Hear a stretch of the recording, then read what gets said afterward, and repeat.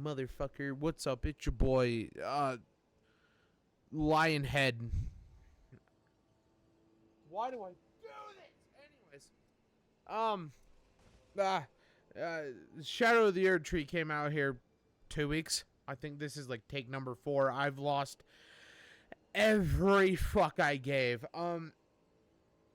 Anyways, this time I'm just gonna make it as quick as humanly possible and give my personal review. Boss arenas, new weapons, difficulties of the bosses, lore, overall review. That is five things, I think. I don't know. I'm tired, and I want to get this done before I forget to do it tomorrow, because I have a horrible upload schedule. So bear with me, and let's just get this started at this point. I don't know what I'm doing. Gosh dang it. Hold on a second. Know what? I'll just do the weapons after this one. So, first thing I want to go ahead and talk about is the boss difficulty. In this DLC, they changed how you deal damage and you take damage. In the normal game, you go ahead, defeat enemies, get runes, level up your stats, and that is all you do. In this one, you still do that, but now they have scatter tree fragments and reverse spirit fragments, I think is what they're called. Or no, reverse spirit ashes. There you go. And what the scatter tree fragments do is allow you to deal more damage and take less damage in the realm of shadows. And the reverse spirit ashes are the same thing, but it will use it for your mimic, and it will use it for any other thing that you have. Whatever summon you use, it will use it for that character. Well, not for that one, it's just any summon, really, which is a really unique concept. A lot of games, when they release a DLC, is just like, oh, yep, you're level 1. Sorry, restart. But you still have most of your stuff, though. You just get to restart. In this one, it's like, yeah, you keep your stuff, but your level won't save you, which I think is a really cool concept, and what I think is really cool that they actually do. When it comes down to the boss difficulty, though, the bosses in this game are really hard. You are going to struggle with a good portion of them. I think there was 2 bosses, the Lord of Frenzy Flame and another boss, I can't remember, that I done in single-digit tries. The rest of them, I done maybe 15 or more tries just to get the boss. I would try different builds. I tried different everything. The bosses are difficult, and that is what I live for. I love the difficult bosses because they actually make you feel like you are fighting a hard enemy. I'm not saying that in the normal game, that didn't happen, but it punishes you a lot more. They also changed how the bosses work in the DLC. Maybe they done it with all bosses, I'm not sure. But in the base game, how it worked was, let's say you have a mimic, and that mimic goes ahead and hits the boss. That boss is now aggroed on the mimic, but not you until you hit him, then he's aggroed on you instead of your mimic. How it works in this one is a proximity deal. Whoever's closer gets hit. And honestly, I fuck with that. But let's say both of you and your summon are further away. Well, then it goes after you. It does not give a shit about your mimic, about your black knife. Does not care. It is going after you and you alone. And then the second phases of these bosses are just unforgiving. For example, Renala, or no, not Renala, Renella? I don't know. It's some magic chick anyway. Which is in the arena that I'm standing in right now. Her second phase, well, actually, it's more like a third phase. She drips 2 moons on the playing field that then covers the entire thing. So if you do not jump over those, or do what I did and have a dealing your flash that makes it so then you take, or the non-physical damage you take regens your health, you will die several times from that attack.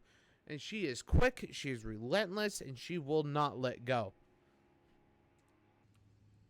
So now I want to get into some of the new weapons and some of the new weapon classes. I'm not going to show every single one because that's what I did my last recording, and that ended up being 40 minutes, and I was not editing all that. So one of the few new weapon classes they decided to add, I gotta go somewhere else. Hold on a second. You know what? No. We'll just fast travel to a different boss arena, because in Mesmer's, after you defeat him, you cannot do anything. Can I swing here? Okay, I can. Cool. So, the first weapon I'm going to be showing you is the new Great Katanas. They're exactly what you think. They scale with dex and strength. Really fast. They will do bleed. They will go ahead and just hit hard. They do a lot of poise because it is a great weapon. Big sword go bonk. That's what these are. And then these are actually what you get after defeating Radon. Now, there are two separate ones. I believe this one is the Lord. Yes. So you have Lord and Light. That is what the Lord does.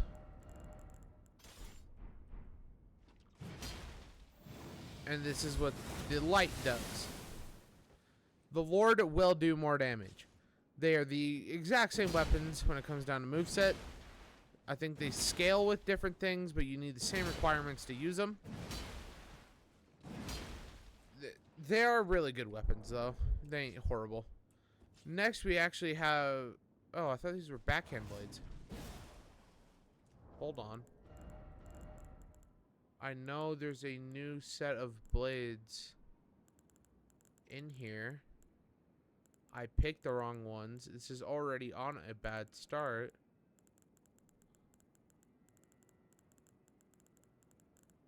Where is it, dude? What the...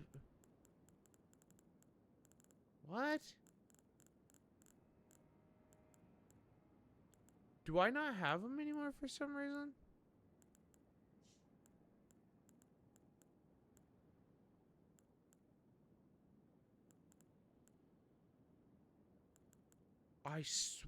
There we go. Okay. That was my mistake. Anyways, these are another new weapon type. Backhanded blades. Really long combo. They do bleed, I do believe. And it has its own little dodging mechanic. So you can go ahead, let's say a boss is attacking you. Oh, weave. Weave. Weave. And then you can just attack them. Which is really cool look-wise. I've never actually tested them out, though. And then, next weapon I'm going to be showing off is Rulana's Twin Blades. These will do Royal Magic, or just magic, damage, and Mesmer Flame, or just fire damage. They have a really long combo. So if you use the Run Sword Insignia, these will be really good. Now, for its Ash of War, it has two separate deals. You could either use the Royal Magic, which is the light attack version of the Ash of War, or if you use the heavy, it will do Mesmer Flame, which is really good against big bosses or just big crowds, really. And now I want to show off Mesmer's Great Spear, which is another, I think it's a new weapon class. I never even heard of it before, but with this one, you are able to throw it and it will do the Mesmer Flame.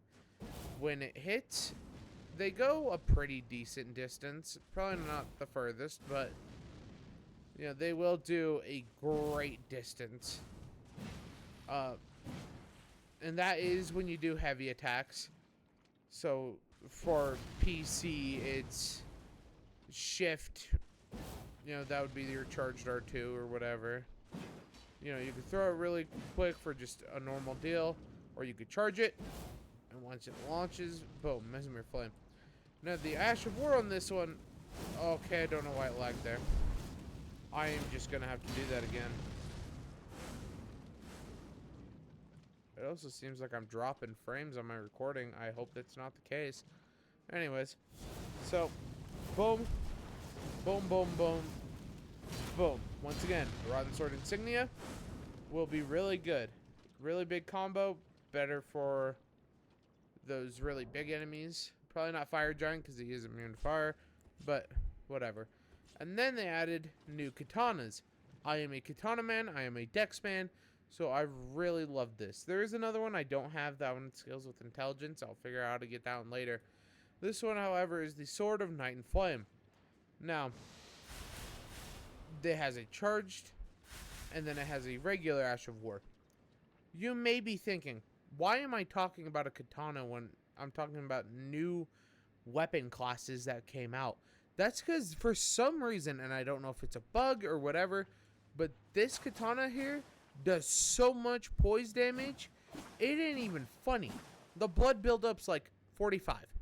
So it's on the lower end of katanas. But I have been able to poise bosses without the Ash of War with this weapon on. And I don't know why. It's a katana made out of the night. So I don't know why I'm able to do really good with that. It just does not make sense with me at all. I don't get it. But know what? The weapons here are all really great. There is one weapon I want to go ahead and just kind of pouch out there. The perfume bottles and the hand-to-hand combat, baby. I gotta... Where is it? I lost it. There it is. So... Oh yeah, I had on these. So the perfume bottles are being talked about a lot recently for a specific build. If you have the lightning perfume bottles, you're going to want to use lightning buffs. So like the, well, first of all, Madness, the Age 1 Exaltation. If you have the Jar of Alexander, that one as well. But you want to go ahead and use the Perfumer's Talisman, the Lightning Scorpion Charm, and then after you proc Madness, you could probably take the Age 1s off, use whatever. And then I can't even remember what I used. Or what you gotta use for the other slot. Anyways, why this is so talked about. So this is the normal attacks. It's whatever. It has a sprint heavy attack. It has a heavy attack where you just go all around you. But if you have the Rolling Sparks Ash of War, it will do this in front of you. It'll just have some little tiny explosions. Nothing serious. However, if you look at the ground and you pop it, all the explosions, even though it looks like just one explosion, all the explosions will pop at once. And people have been doing 30k damage or something like that, which is fucking insane in a game like this. And then we have my personal favorite. Dang it. The hand-to-hand combat. It's similar combat, except just you use your feet a lot more. Than just having bare knuckles. The thing is, you are actually able to put a bleed stone on this, and it causes 104 bleed buildup. How bleed works in this game is the more you attack, the more bleed it will go ahead and do.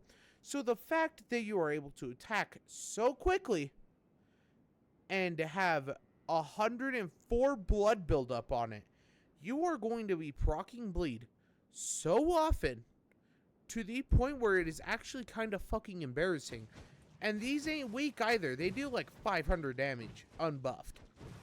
At least that's what I think it was doing. It was between 5 to 200 damage when I was using them, at least in Shadow the Erdtree with the damage buffs and all that. It's insane. It is actually insane. So, I wanted to go ahead and talk about the lore here real quick, because a lot of the lore gets really fucked up.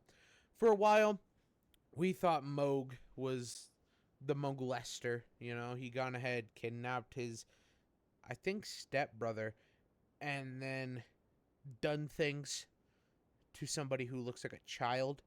Except in the lore, they gone ahead and practically said, nah, see, Mikola is able to go ahead and make anybody fall in love with him. Tricked Moog to kidnap him while Melania was fighting Radon, and just took him. Moog had no control. He did not know a single thing was happening. And then, in order for you to get into the DLC, you need to 1, kill Moog, and 2, kill Radon. The reason why you need to kill Moog and Radon is so then Mikola can go ahead and use Moog's body, reshape it, have all of his powers of the Lord of Blood, and then put Radon's soul into Moog's body. Because Mikola gone to Radon and was like, hey, you know, you could be my consort. And he said, nah, but if I die, I don't care what you do. So that is what he did. He gone ahead, took Radon's soul, put it into Moog's body, and made him his consort. Which is fucked up, by the way, because that now means Moog was never the molester. He got molested, and Radon was being mind controlled while not even in his own body, which is fucked up. Of course, there are some other lore things involving the regular world, like White Queen America hates omens, which is what Moog and Morgoth are. They're omens, which is big people that have horns just kind of sticking out of their arms or eyes or whatever.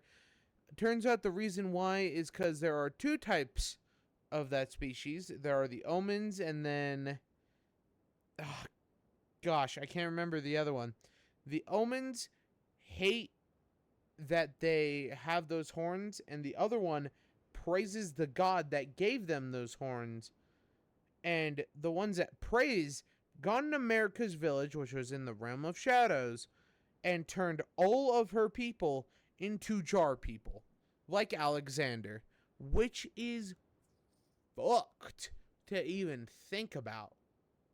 Like, there is a lot of things in this DLC that it was just like, wow.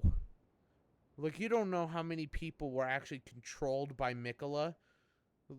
It was, yeah, it's a little bit insane, a little bit crazy. But now I want to go ahead and get onto the bosses themselves. So when it comes down to the bosses themselves, they changed how the bosses work. Normally how the bosses worked in Elden Ring was, let's say you had a summon in the room. The summon attacks him. The boss is now aggroed on him and will not pay attention to you. How it now works is a proximity deal. Whoever's closer will just go ahead and attack. But that does not mean if you hit him from across the room, he's just not going to attack you. Because he will. Or they will, is what I should be saying. Because it's multiple bosses, whatever. So, like, let's say you go ahead, you pop a mimic. You're across the room. That boss will go after you. Because he does not care. However, if the mimic gets close enough, he will start attacking him and will still go after you because fuck you, that's why. Some of the bosses, they won't even give you a chance to pop your mimic or your summon at all. They will not care. They will attack you the moment you walk into that room.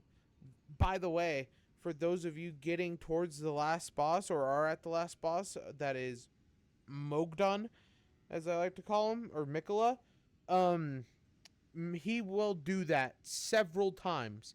The moment you walk in, he will immediately use his meteor ability, and no matter your vigor, if you pop a mimic right when you walk in, you are going to die. It does not matter. He will go ahead, slam you, kill you. And there you are, back to the grace.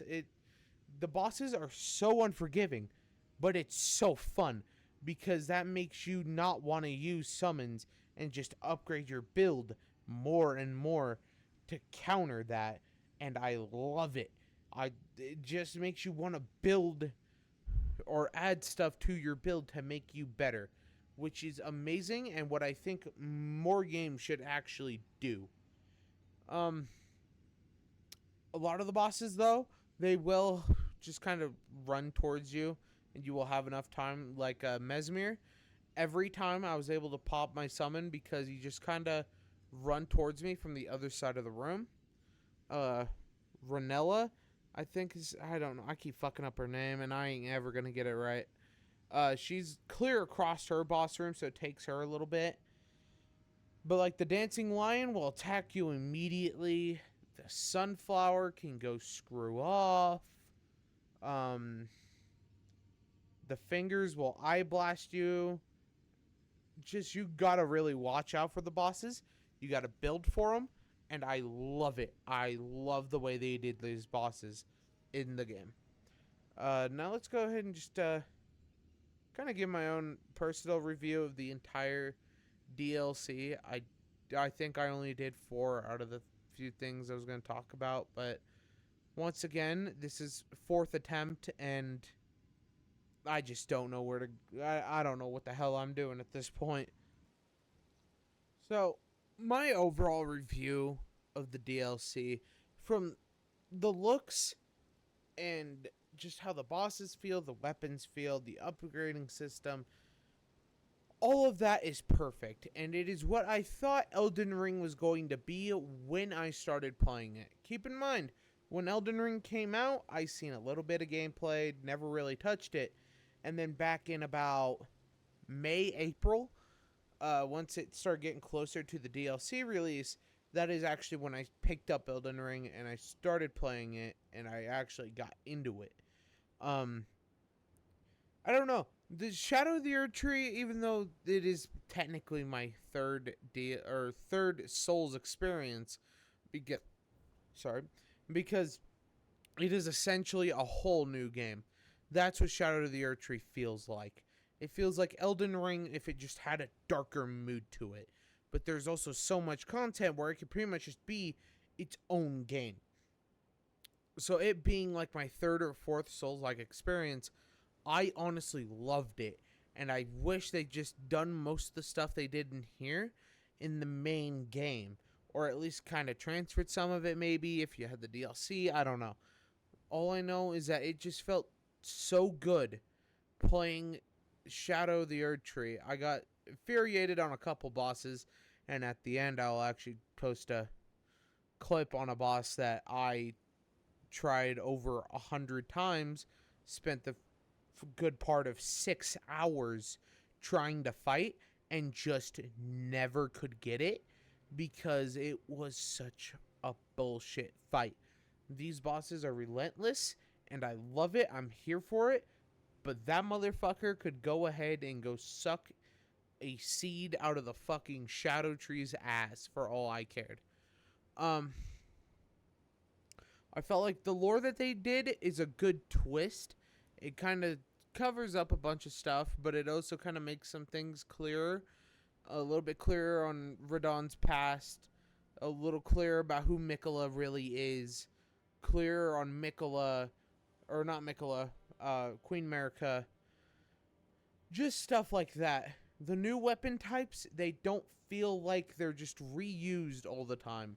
They feel brand new because technically they are. But I was kind of worried that they were just going to go ahead and be like, oh yeah, here's big katana. Here's just your regular fists, but now they got abilities. Or something like that. But they actually feel brand new. They actually feel good. They actually feel like they are brand new because that's what they actually tried. The people that make Elden Ring, they try really hard on their game. And you will see negative reviews on Steam, maybe Xbox, maybe PlayStation, about putting this DLC so far in the dirt because it's hard.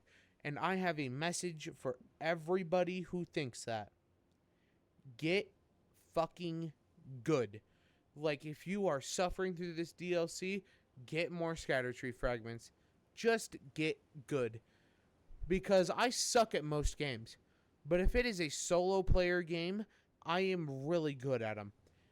Well, not really good, but I'm better at them than I am multiplayer games. And I just loved Shadow of the Erdtree. Some, yeah, I'll admit, scale issue. But man, did I love the DLC. I loved all the armor. I loved all the weapons. It just felt so good to finally get an Elden Ring DLC. And honestly, I am going to have to rate this a 10 out of fucking 10, like all the critics have been saying, because everything just feels so good. It is like Elden Ring 2.0. Everything just feels too good to actually be true. It somehow feels better than the actual game itself, which is rare because most DLCs just feel like a tinier, either slightly better or slightly worse version of the game. But how they did it with Shadow of the Erdtree, somehow they made it better, which is almost hard to ever do in a video game. So for my ending review, it's getting a 5 stars, 10 out of 10. Buy it if you've played Elden Ring.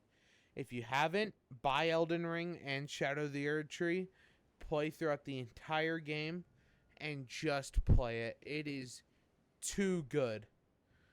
Now, by the time of me posting this video, it will be, if I really push it, it will be the 2nd of July or the 3rd of July. So for you Americans, happy 4th. For you other motherfuckers, eat a burger or something. I don't know. I'm tired. I'm going to bed. I'll go ahead and I'll post the clip of the of me finally beating a stupid fucking sunflower that shouldn't have took 6 hours. So yep, I'll see you guys later. I'm going to bed. Bitch! Finally! Oh my god! Fuck you! Fuck you! Kill yourself! Oh my god! I finally fucking did it! After all this fucking time! After 6 hours of fighting this bitch! I fucking did it! I fucking did it! Fuck you! I am God, motherfucker! Oh my